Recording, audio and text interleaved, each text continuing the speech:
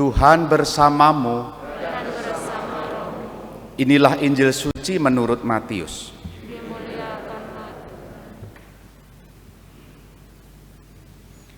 Pada suatu hari, Yesus masuk bait Allah. Ketika ia sedang mengajar, datanglah imam-imam kepala dan pemuka-pemuka bangsa Yahudi kepadanya. Mereka bertanya, "Dengan kuasa manakah engkau melakukan hal-hal itu? Dan siapakah yang memberikan kuasa itu kepadamu?" Jawab Yesus kepada mereka, "Aku juga akan mengajukan satu pertanyaan kepadamu. Dan jika kalian memberi jawabannya, aku pun akan mengatakan kepada kalian, dengan kuasa manakah aku melakukan hal-hal itu. Nah, dari manakah pembaptisan yang diberikan Yohanes? Dari surga atau dari manusia?" Mereka lalu berunding satu sama lain. "Jika kita katakan dari surga, ia akan berkata kepada kita, 'Kalau begitu, mengapa kalian tidak percaya kepadanya?' Tetapi jika kita katakan dari manusia, kita takut kepada orang banyak, sebab semua orang menganggap Yohanes itu nabi."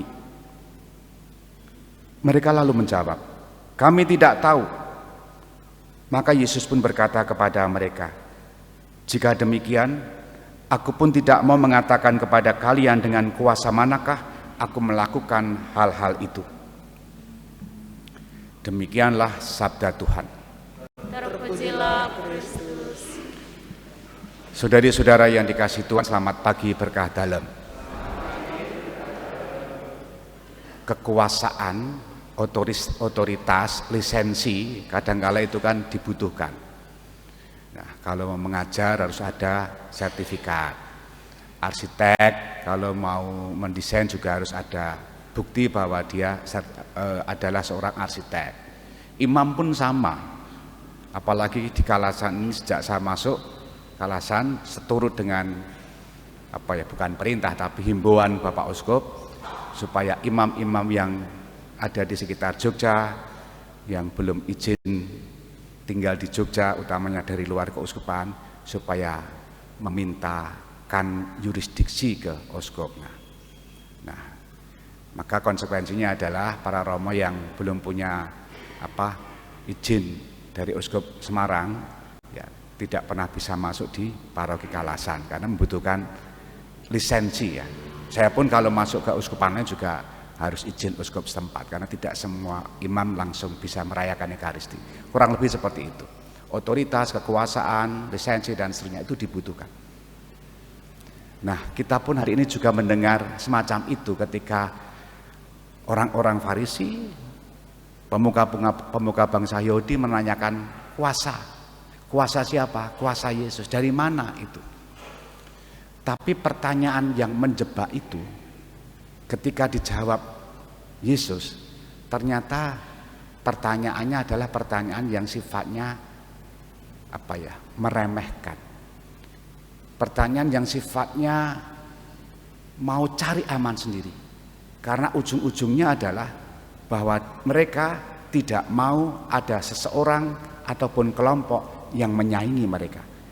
Maka cara aman menyelamatkan salah satunya tadi kita mendengar kisah mereka. Jawab mereka apa ketika Yesus menanyakan balik? Kami tidak tahu. Persis awake dhewe, persis kita. Kalau ada persoalan bertanya lalu ketika dijawab aku ya ora ngerti kok. Itu kan titik aman supaya masalahnya dilempar saja tapi tidak mau bertanggung jawab. Nah, Bapak Ibu, saudari-saudara yang dikasihi Tuhan, kisah ini sangat biasa dan bisa menjadi permenungan bagi kita.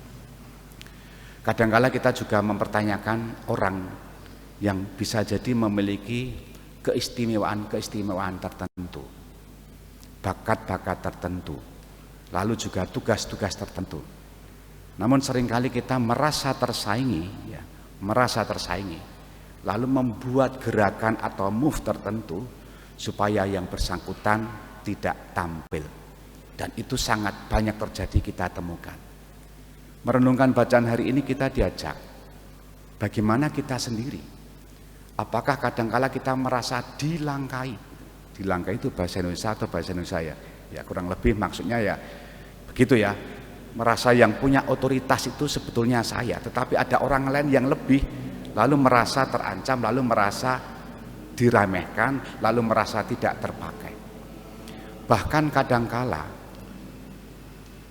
Allah itu bisa bekerja bagi mereka yang kadangkala tidak kita pandang, dan justru barangkali tidak mendapatkan lisensi itu dalam tanda petik ya. Bacaan pertama menunjukkan hal itu. Bileam tadi yang kita dengar bukan orang Yahudi, bukan orang Israel, tetapi dipakai oleh Allah untuk menubuatkan bangsa Israel. Sementara itu Bileam itu sebetulnya dipanggil oleh Balak, nanti ambil saja kisahnya di kita bilangan, supaya ya menghancurkan Israel dan seterusnya, tapi justru memberkati Israel, menubuatkan Israel. Tadi kita semua mengatakan seperti ini. Aku melihat dia tetapi bukan sekarang, aku memandang dia tetapi bukan dari dekat. Sebuah bintang terbit dari Yakub, tongkat kerajaan timbul dari Israel. Mewartakan Yesus yang kemudian sudah datang dan sudah menyelamatkan kita. Dan Bileam ini bukan orang Yahudi, tapi mewartakan keselamatan bagi bangsa Israel. Tuhan seringkali memakai orang-orang yang di luar pikiran kita.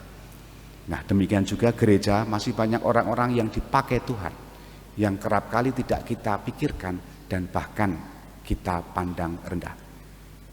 Maka marilah kita mohon supaya kita juga diberi keterbukaan hati terhadap kemampuan-kemampuan orang lain yang bisa jadi lebih dari kita, meskipun mereka seringkali justru tidak punya surat resmi.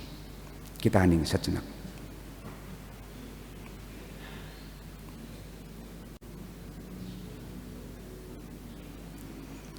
Dimuliakanlah Yesus yang dulu hidup, sekarang dan selama-lamanya. Amin.